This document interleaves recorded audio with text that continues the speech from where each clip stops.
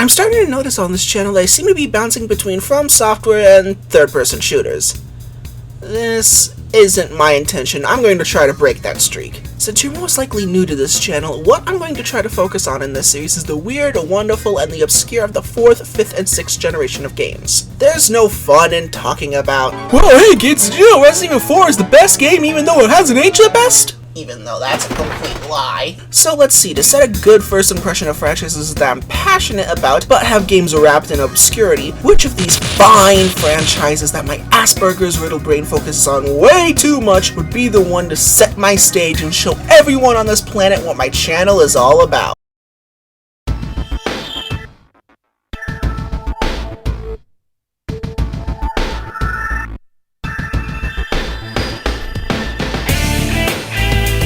Nope! Sorry, Shin Megami Tensei, I love you, but these videos take so long to make anyways.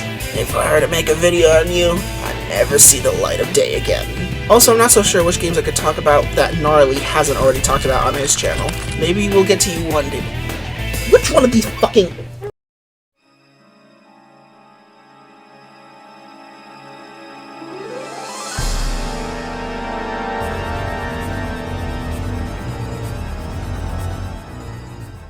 Ah, yes, much better.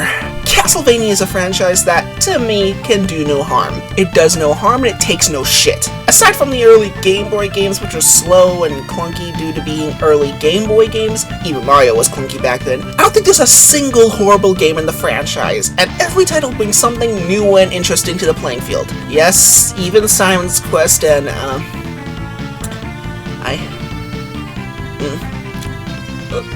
that game had redeeming features. But I know what you're thinking. Yo, random fuckface on the net, everyone knows Castlevania in the games. And to a certain extent, you're right. But for every Super Castlevania 4 and Symphony of the Night, you get in turn an Adventure Rebirth or Order of Ecclesia. Games that are not unknown in the fandom, but are more than likely aren't known by the general gaming public. Case in point, the 3D games before Lords of Shadow. Now, to a certain extent, 3D Castlevania has been more or less getting vindicated by history, as several people I know, like Gnarly and Who Is This Git, have been praising games like Curse of Darkness and Legacy of Darkness and... Did Iga really reuse Of Darkness for his own franchise? Even with all that vindication, I feel like there was one game that I saw at literally every single one of my friends' houses, and that was re-released on PS Classics, and that particular one is Lament of Innocence. The fact that this game doesn't get talked about all that much is amazing to me. It's the franchise's first 3D Metroidvania, it's the franchise's earliest game chronologically, which makes it by default the most eccentric game in the franchise, and the game did, depending on who you ask, 3D Castlevania right for the very first time. So why does no one talk about this game?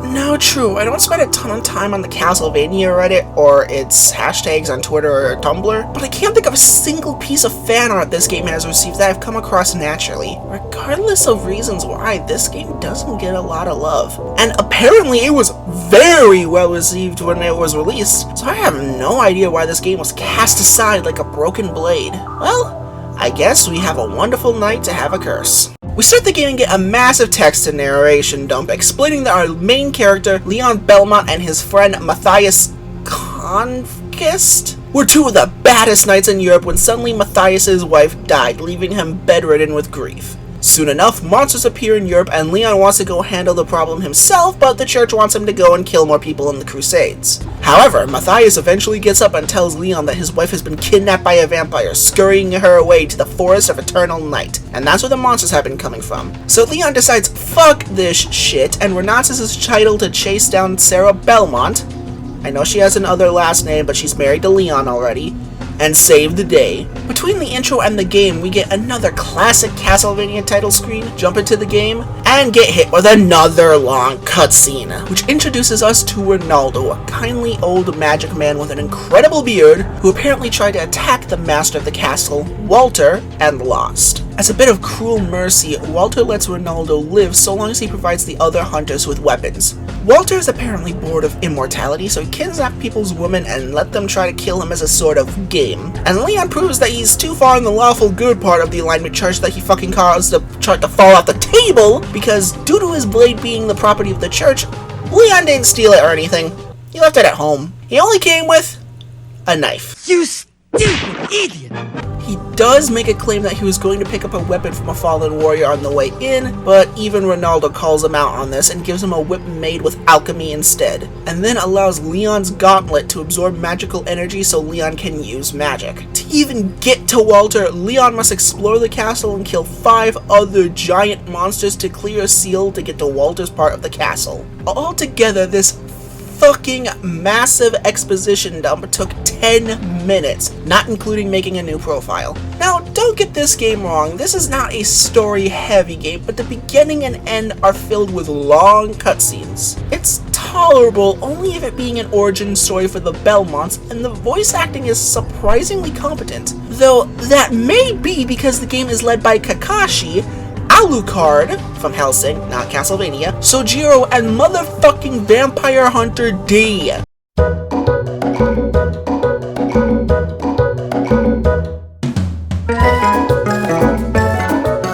To say that this game had an A-star dub cast is a bit of a fucking understatement, and goddamn, do they steal the show. This tells me someone at Konami actually cared about who they were hiring this time so that they don't get another die monster. And thankfully the plot and direction is stimulating enough that once you go to the back half of the game, you welcome the cutscenes. It's just a shame that the worst ones are at the forefront of this game. So we finally take control of Leon. What? Yeah, sorry guys, this game's being emulated. I own the game on PS3, but I just can't afford a capture card right now. Aside from the few texture glitches, this game runs amazingly on PC SX2, and even has a widescreen patch, which I didn't figure out how to activate till later. Can you tell this video was just originally me wanting an excuse to play with the new PC SX2 builds? So if you see texture glitches or aspect ratio change over the course of the video, that's what's going on. Speaking of, even though I'm running this at 1440p and have the anti-aliasing turned all the way up, this game is a mixed bag visually. On the one hand, the character models, animation, and facial features are all top-notch. I especially like how no one is completely still, giving a sense of these characters being alive and breathing without making them look like they are victims of multiple scoliosis. Every area has a distinct look and feel, and some of them look downright artistic in the way they're laid out and lit. Even if you'll be seeing 10 of the same room, I'll get back to you later. And the animation work is really good, especially the whip. It dances and bounces back at just the right time to give you a ridiculously good feel of weight and recoil. Like, yeah, you really did just smack a fucking skeleton with a piece of wrapped up cow. The downside, however, is you play this game on an emulator, there's fucking jaggies all over the damn game, and no amount of upscaling is gonna save these FMVs from just looking blurry and jagged. Speaking of blurs, however, let's take a look at Leon himself. He has a decent running speed, and a simple tap of the action button tells you that this is Metroidvania by way of Devil May Cry. I know what you're thinking, but no, this was 2 years before God of War. Thankfully, it's pretty decent, if not a little stiff at the beginning. The whip has a nice visceral kick to it, and the effects it gives out during combat really help sell the harsher combos. Speaking of, however, you only get about 6 separate attacks that you can mix and match at the start. 3 light and 3 heavy, but you get more skills as the game progresses. Unlike other Metroidvanias, I have no fucking idea what the game does to decide you've earned new moves, they just seemingly come as they please. Because in this game, you never level up. Your stats stay the same from the beginning to the end except for new equipment you can pick up and buy. Complementing your whip attacks in this game are sub-weapons and relics. Sub-weapons start out as your standard Castlevania flair, mostly as an assist or at rare times a combo ender. However, as you start to collect more orbs from the aforementioned bosses, you learn that each weapon has about 6 alternative attacks a la Harmony of Dissonance in its spellbooks, except that these require hearts, meaning no one sub-weapon overpowers another and they're all really useful. By the very end, my favorite sub-weapon was, get this, the knife, due to just how the orb has brought out some great powers from the weakest weapon. Relics, on the other hand, are magical artifacts that you can activate by blocking and pressing the sub-weapon button. They are more or less passives to help you out, stuff like slowly filling your health, creating fire when you walk, and especially just increasing attack or defense. But how do you refill magic, you ask, especially if you're more familiar with Harmony or Symphony where it refills automatically? Well, that ties into Leon's other abilities. For one, Leon has the inexplicable ability to double jump whenever he damn well pleases. No item required. He can also use his whip to Spider-Man up ledges, giving this game much more of a vertical platforming edge as well. For defense, Leon has his damn near Omni block, lifting up his gauntlet to block attacks from any direction. Not only can this thing block from any direction, but it's actually very difficult to break, as only certain attacks will do so, and you won't even take damage if they do. Even rarer are attacks that completely overpower it. The block is also useful in regaining your MP. See, if an enemy glows purple before they attack you, stand your ground and block. Due to the enchantment Ronaldo gave Leon, you'll take no damage and gain MP. However, the block isn't perfect. It takes about a quarter of a second to put up and put down, and you cannot use it mid-combo. However, you can also dodge by blocking, moving, and jumping, and this can be used to straight up dodge cancel. That's all you pretty much need to learn before you're off whipping monsters and getting into the gameplay, which for the most part is PS2 brilliance. Your attacks have a nice visceral kick to them, complemented by great sound design. Slicing into flesh feels different enough than slamming against bone, meaning combat against multiple types of enemies is a gory delight to your ears. While the early game is more limiting, you do eventually get some amazing combos later on. I was particularly fond of the vertical high move. Because of the guard for MP and the eventually perfect guard skill that you get, combat's a bit more slower than something like Devil May Cry, and it actually reminds me of something like Tales, if I'm being honest. Even still, it keeps a decent pace, and I was never bored fighting my way through Walter's evil horde. But as this is a Metroidvania, there's also some exploration and platforming you need to do. Platforming is a mixed bag. On one hand, Leon proves that white men can jump, but you're still stuck with Castlevania airtime, meaning that once Leon's jump, you're committed to the arc, and it's a big fucking arc that's really easy to screw up. Thankfully, there's never a bottomless pit in this game, even when there's blatantly supposed to be one, so all you waste if you miss your shot is time. The problem mainly comes in from the camera, which, while it never happens on the main path, going for some side paths will require you to take a leap of faith. Downplayed a bit, as I don't think there's a scenario where you don't see where you're jumping beforehand until the bottomless pit rooms, and those are supposed to be a bit of a puzzle anyway, so I can kind of accept it, and there's only 2 in the whole game. As for exploration, get back to you on that, because we're still on the topics of positives for the time, so I need to get to this. Fucking music is so good, man. Listen, I get it, I know, it's Castlevania. You expect good music from this franchise, and it's easier to point out a game in the franchise that has dull music. Well, I'm here to say that some of these tracks should be up there with Bloody Tears and Vampire Killer for how great they are. Some of these tracks are just criminally underrated.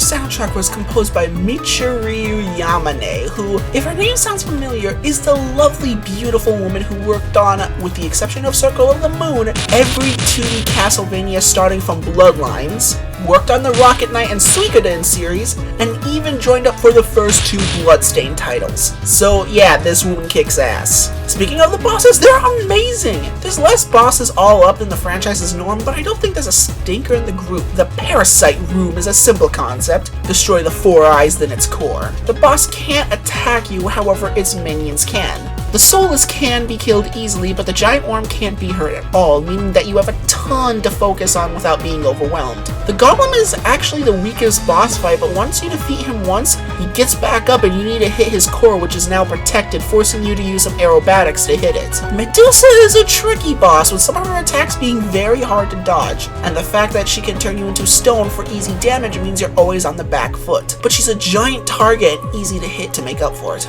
Joachim Armister is a vampire vampire, meaning he has access to a bunch of hard-hitting magic and telekinesis. To even do damage to him, you have to destroy these 3 spears, but after that, he's fair game until he brings them back up. And finally, there's the succubus, who likes to try to play keep away, but if you saved her for last like I had, you can jump up and hit her with combos. There's also 3 secret elemental bosses who all have their own fighting styles, and whoa mama, you can freeze me any day.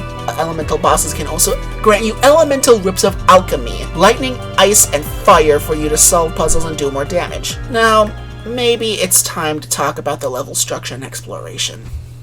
After everything I just said, you might think this game to be amazing, but I've got bad news. For you see, for each of the 5 main areas in the game, the level designers decided to make it a mix of Metroidvania and Classicvania. What does that mean? It means that for the most part, it's a linear line to the finish, with rooms branching off to the side for you to explore. The problem is that all these rooms look the damn same. The game is more or less a series of arenas or puzzle rooms interconnected by hallways. Now with the higher focus on MP and sub-weapons, this is a good way to restore your hearts. The problem is that the rooms are filled with enemies that respawn every time you come back, and those hallways usually have nothing but weak enemies and candles for you to interact with, making 90% of this game feel like they were abusing a copy-paste button. However, due to the fact that you can start any of the 5 levels in the game in any order, despite the game more or less wanting you to begin with the House of Sacred Remnants, this means that the game had to be balanced in such a way that the player starting from the beginning of the game had to clear it. And since you don't level up, there's no enemy scaling, meaning that there's no point in fighting enemies you've already killed before. This also means no one secret in the game can be too out of reach because you don't gain any new insane abilities over the course of the game. There is one relic in the game that allows you to move faster and jump much farther. The rest of the Metroidvania elements are hidden behind keys or the whips you can unlock, which means that the only way that they could inject Metroid into this game was by locking you out of some areas, and that's it. The most boring kind of Metroidvania. Arguably, this would be okay if Leon wasn't so damn slow in the long run and the levels weren't so linear and long.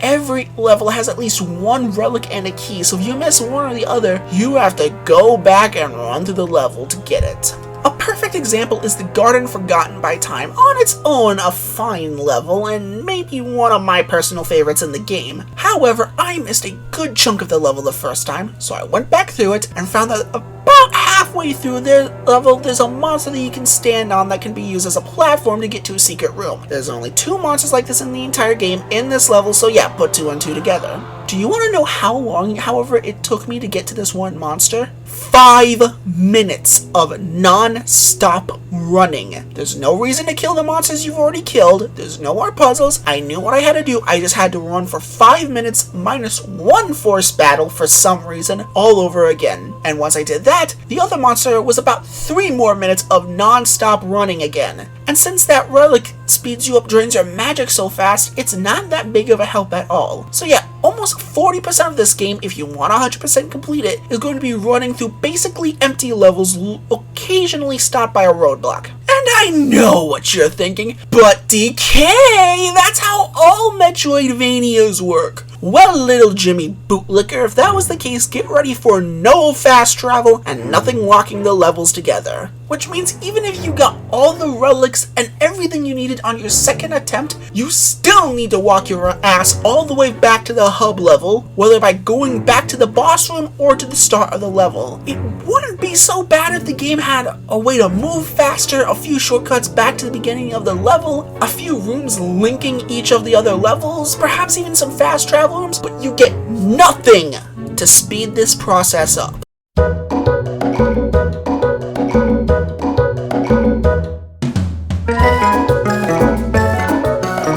And while I'm on the topic of bitching, the level design sometimes itself is out to get you. Now, one location, the Anti-Soul Lab, is pretty awesome about this. For example, its more cryptic puzzles give you hints to complete them. The Fire Elemental is in the most hot room in the game, and the most obscure secret in the level is a convenient golden tile. You just step on that and you're golden. But what about the relic in the Ghostly Theater? It's in this room. Do you see it? It's right there, completely out of the view of the camera. How? I repeat, how were you supposed to figure that out by yourself? Most of the game is very good about explaining its secrets, but sometimes they hit you with this weird cryptic bullshit you can't expect. It takes what is a 5-hour game and nearly doubles the runtime because you'll be looking for these things. But remember, because the game expects you to beat each level without having any other abilities or equipment, none of the relics are really worth that much of a hassle anyways, aside for 1 or 2 of them, so why bother in the long run? Also, Mr. Camera, you're not getting away. You cannot control the camera at all. For the most part, it isn't a problem as the camera is really good about sticking to the action. However, occasionally, as we've seen, the game loves to hide secrets out of the camera's reach, and on one occasion fighting the final bosses, the camera glitched so bad I couldn't see the boss I was fighting. What does the right stick do then? Uses a real-time menu. This menu is infuriating.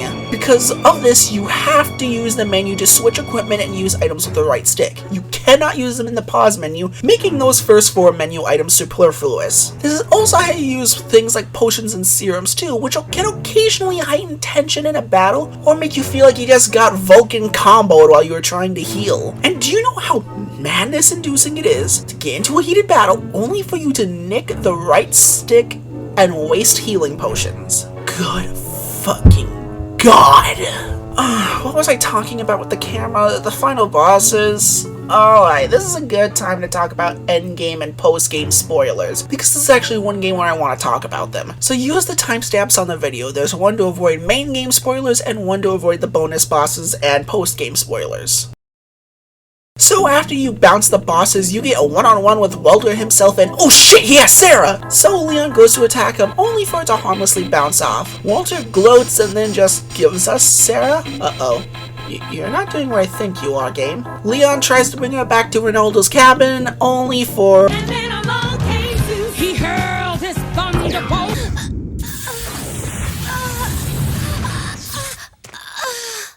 Sarah is definitely a vampire.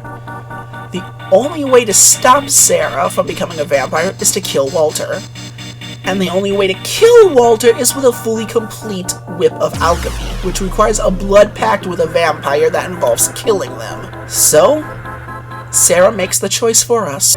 Stay away! I appreciate how you feel, but I have no time left. I feel myself changing into something inhuman.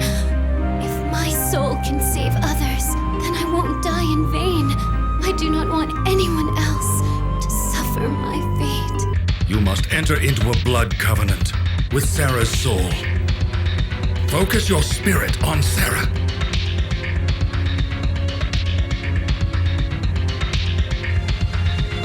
All becomes one in infinity. The tainted soul joins his. Undesired and cursed soul. His blood accepts your hatred for the power to slay your kind. Now, use the whip against Sarah. I swear to you, no more will suffer your fate!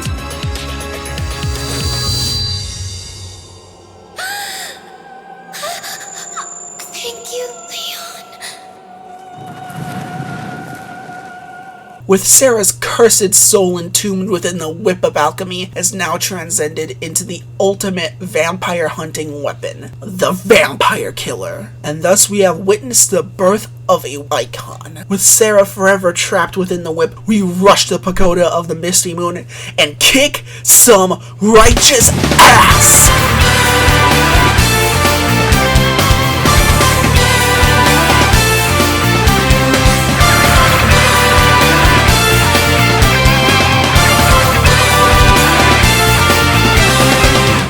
The Pagoda of the Misty Moon is my favorite level in the entire game. Sure, there's a puzzle where you have to run from one part of the level to the complete opposite, but the enemies are so thick in number you'll actually have to fight to get past. There's so many good encounters here, the music is excellent in both floors, the Vampire Killer feels so goddamn good to use, and you get so many weapons to play with. Ignore how the black and white orbs for now. So we climb to the top of the pagoda and make a one-on-one with Walter himself. It seems you have enjoyed the gift that I gave you. Yes. Thanks to that, I now have the power to defeat you. Well, That power is quite something. But I am beloved by the night. You will taste my powers. I'll kill you and the knight!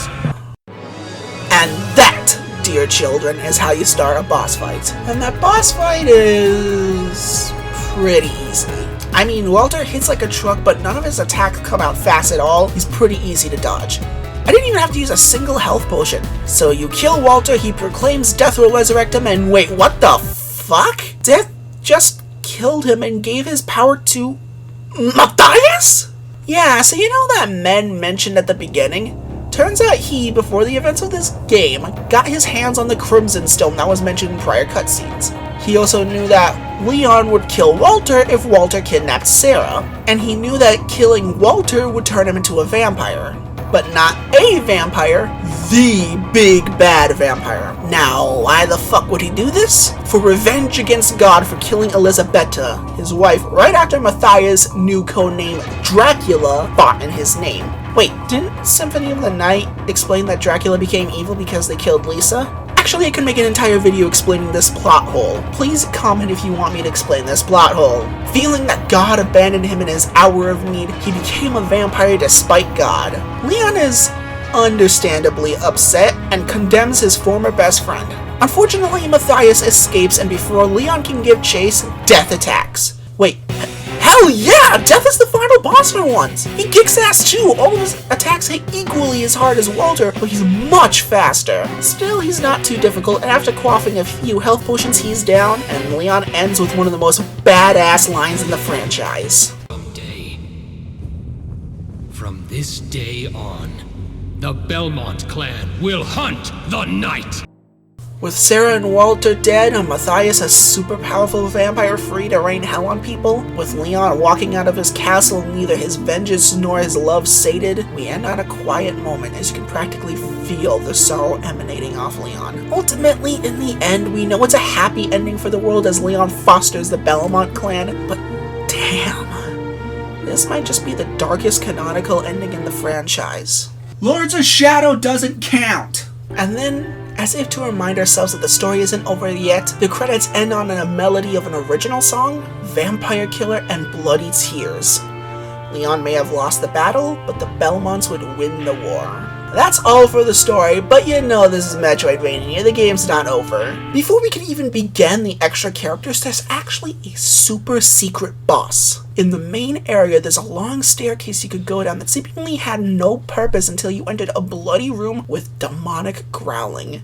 Inside it, only a save point and a door supposedly locked with the strongest magic I've ever seen. So you can't get in for most of the game until you reach the pagoda of the Misty Moon, and even then it's hidden in this damn dark bottomless pit room. But once you find that, you can return all the way down to that room to gain access to the lovely named Prison of Eternal Torture.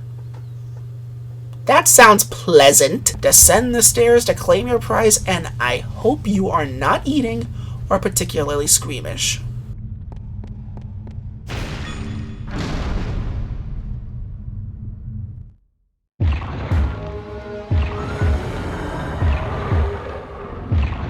What the fuck is that thing?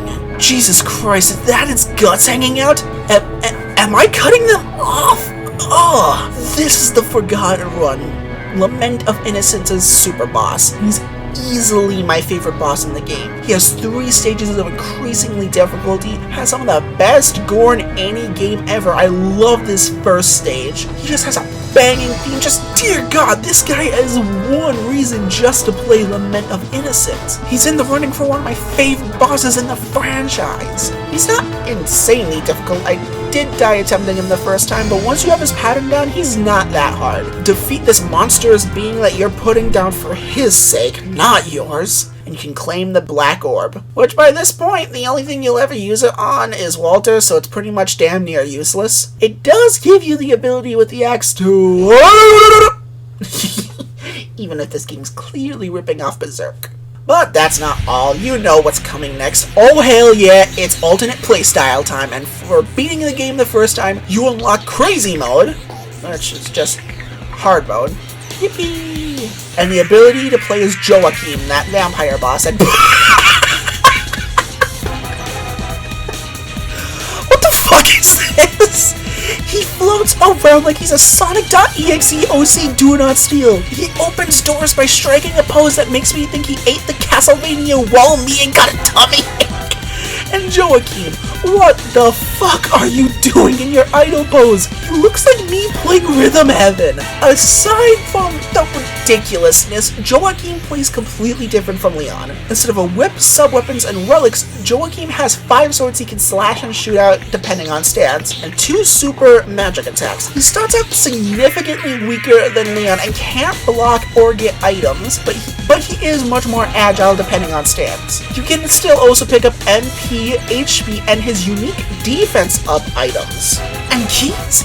Abilities? Joachim ain't got time for that. The level design instead places black so Joachim can get where he needs to go. Now, I'll come clean, I didn't play the whole game over again, but I did beat the House of Sacred Remains all over the game, and let me tell you, Joachim can work through enemies like a hot knife through warm butter, but struggles against bosses due to his move pool not being all that well suited. But I may come back to the game and continue playing as him. Castlevania Lament of Innocence is a game of 2 constant halves that should work in harmony, but instead rip the game in 2 separate directions without paying attention to its core. When you're fighting bosses, exploring new parts of the mansion, when you're trapped in an arena fighting for your life, when you're doing platforming, all of it comes together to make one of the better Castlevania games. But eventually, you'll have to backtrack to get some of the goodies, and that's when the game falls apart and you really start to notice the bland level design, some of the more bullshit cryptic puzzles, and the most tedious backtracking in the franchise ever, beating out Harmony of Dissonance. When the game is being Castlevania, it's one of the best in the business. When the game is being Metroid, it's one of the most boring games you'll ever see in the genre. And Lament of Innocence should be so lucky that the sum of its parts are good enough to overcome it.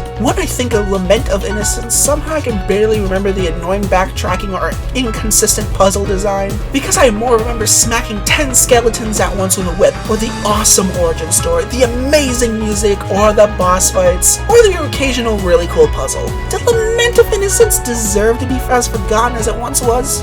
No. It may not be a diamond in the rough, but it's more of a zircon, or maybe a sapphire if I'm being honest.